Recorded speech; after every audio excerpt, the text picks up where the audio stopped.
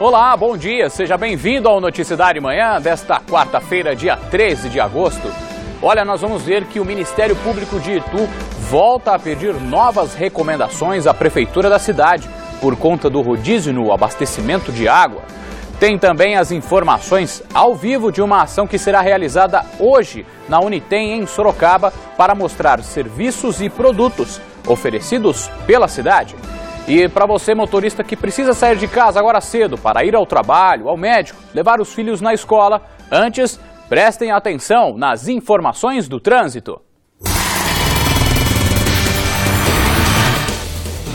Para você que vai seguir pelas principais ruas e avenidas de Sorocaba, o trânsito neste momento é tranquilo, sem problemas para o motorista que vai atravessar a cidade de um lado para o outro. Para aqueles que precisam acessar as rodovias da nossa região, no sistema Anhanguera-Bandeirantes, na região de Jundiaí, o tráfego está intenso na Anhanguera entre os quilômetros 14 e 12 e na Bandeirantes entre os quilômetros 15 e 12, ambos na chegada à capital paulista como reflexo do movimento nas marginais dos rios Tietê e Pinheiros. E ainda na região de Jundiaí, o tráfego lento também na rodovia Dom Gabriel Paulino Couto, na altura do quilômetro 64, por conta do grande número de veículos neste momento. Na região de Sorocaba, o tráfego é normal no sistema Castelo Raposo e a lentidão começa apenas no quilômetro 28 da Castelo, já na altura de Barueri. E por falar em rodovias, principalmente na Castelo Branco, quem segue pela Castelo para a capital, prepare o bolso, hein? Porque a partir de hoje o preço do pedágio em algumas praças teve reajuste. Isso por conta de uma decisão do Tribunal de Justiça de São Paulo. O aumento será em aproximadamente 6%. Confira os valores. Na rodovia Castelo Branco, no trecho do quilômetro 18 do sentido interior, em Osasco, o valor do pedágio passa a ser de R$ 3,60. Em Itapevi, no mesmo sentido, o preço do pedágio no quilômetro 33 passa a ser de R$ 7,20. E ainda na Castelo, mas no sentido capital, o pedágio do quilômetro 20, em Barueri, agora é de R$ 3,60. Os valores das outras praças de pedágio permanecem sem alteração. Olha, 2 policiais ficaram feridos depois de serem apedrejados no conjunto habitacional Ana Paula Eleutério, o Habiteto, em Sorocaba na noite desta terça-feira. Segundo a Polícia Civil, a viatura acompanhava um veículo suspeito e quando entrou no bairro foi recebida a pedradas por moradores. Os policiais sofreram ferimentos leves e já foram liberados. A viatura também foi danificada. Um adolescente de 17 anos foi reconhecido pelos policiais e apreendido por dano ao patrimônio público e lesão corporal. Ele será encaminhado à Fundação Casa.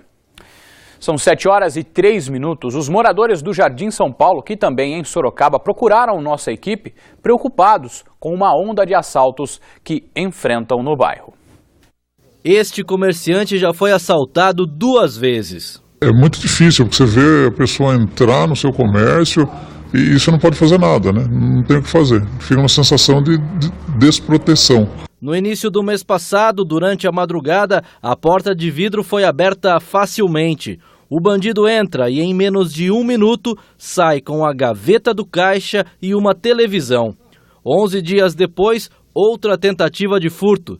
Desta vez, 2 rapazes arrombam a entrada. Procuram por algo de valor, mas vão embora sem levar nada. O estabelecimento fica no Jardim São Paulo, local onde casos como esse estão ficando frequentes e não se limitam aos comércios. Nos últimos 3 meses, são pelo menos 10 roubos ou furtos a residências no bairro.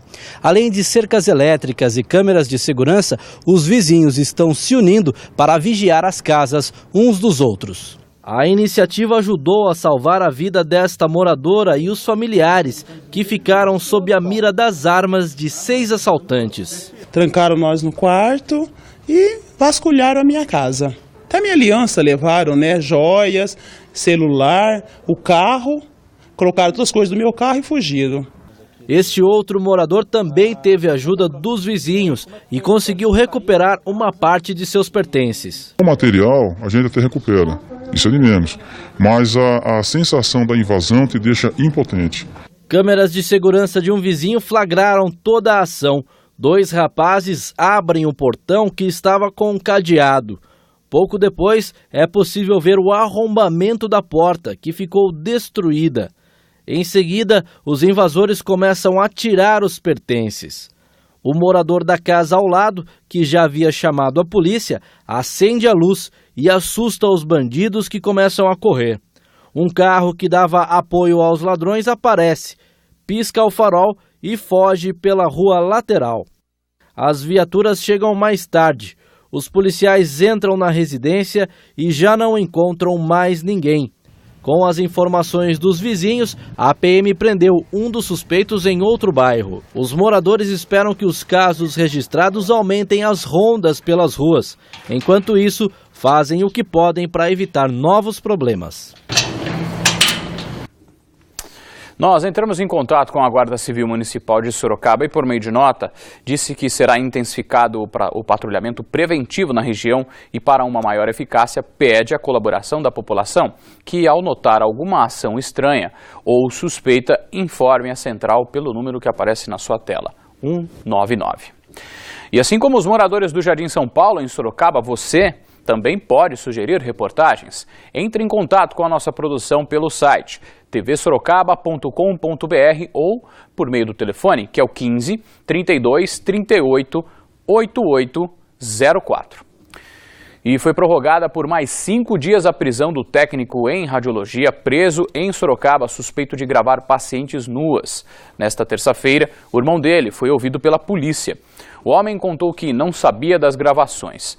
Segundo a delegada responsável pelo caso, mais pessoas devem prestar depoimentos nos próximos dias. O peruano Manuel Ávila instalava câmeras em vários pontos nos laboratórios para gravar mulheres quando elas tiravam a roupa. Além do local de trabalho, Manuel filmou familiares na própria casa. E agora nós vamos à redação do SBT Manhã, na capital, para saber o que é destaque nesta quarta-feira. O pesquisador carioca Arthur Ávila, de 35 anos, conquistou o principal prêmio mundial de matemática. A medalha Fields, conhecida como Nobel da Área, foi entregue na abertura do 27º Congresso Internacional de Matemáticos em Seul, na Coreia do Sul. Arthur Ávila é o primeiro ganhador da América Latina. O matemático recebeu a medalha pela contribuição que deu à chamada teoria do caos. Ávila é pesquisador do INPA, Instituto Nacional de Matemática Pura e Aplicada. No ano passado, foi eleito integrante titular da Academia Brasileira de Ciências. São 7h09. O Ministério Público de Itu voltou a pedir novas recomendações à Prefeitura da cidade por conta do rodízio no abastecimento de água. Segundo o MP, o pedido foi motivado por considerar insuficientes as medidas anunciadas pela administração municipal no último dia 6. O Ministério Público alega que a cidade possui mais de 300 poços de captação de águas profundas e que a dificuldade da Prefeitura em contatar os donos dos poços não se justifica, uma vez que a Política Nacional de Recursos Hídricos garante a revogação ou suspensão das outorgas para casos como o vivido pelo município. A promotoria também expediu ofício ao Departamento de Águas e Energia Elétrica para que suspenda a concessão de novos poços enquanto durar a situação em Itu. A estiagem no município é a maior dos últimos 90 anos. Em fevereiro, a Prefeitura implantou racionamento de água em alguns bairros e a medida foi ampliada para a cidade toda.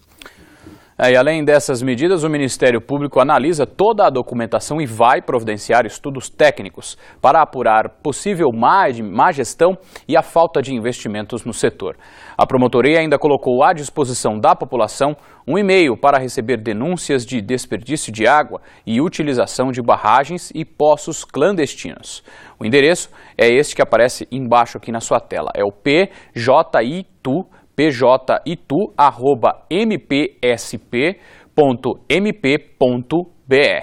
E nossa equipe entrou em contato com a Prefeitura de Itu, mas até agora não tivemos respostas.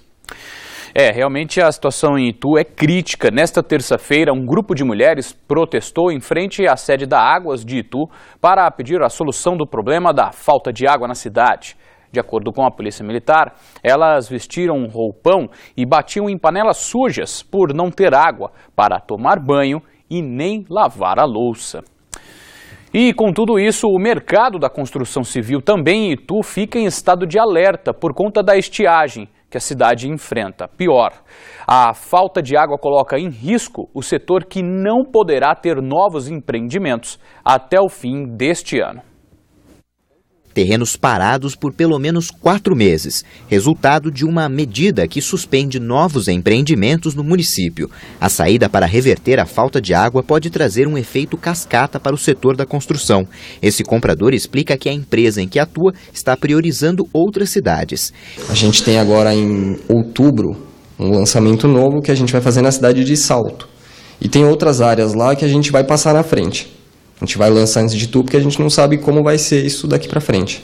Os setores ligados à construção civil também temem os efeitos. É o caso das cerâmicas. O presidente da Associação Regional de Cerâmica Vermelha vê um cenário preocupante pela frente.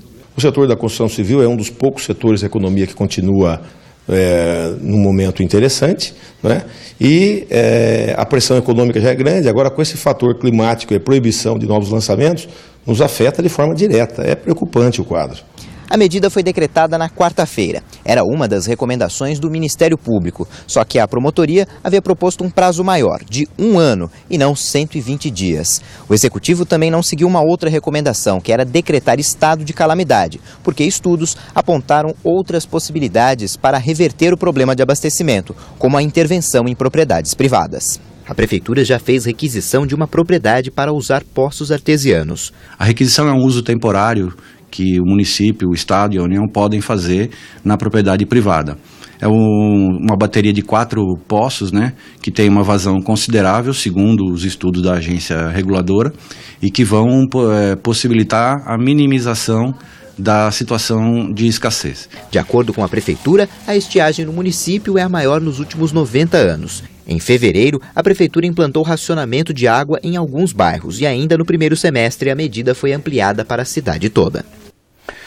E a cratera aberta há mais de 2 meses sob a linha férrea no centro de Itapetininga finalmente começou a ser coberta.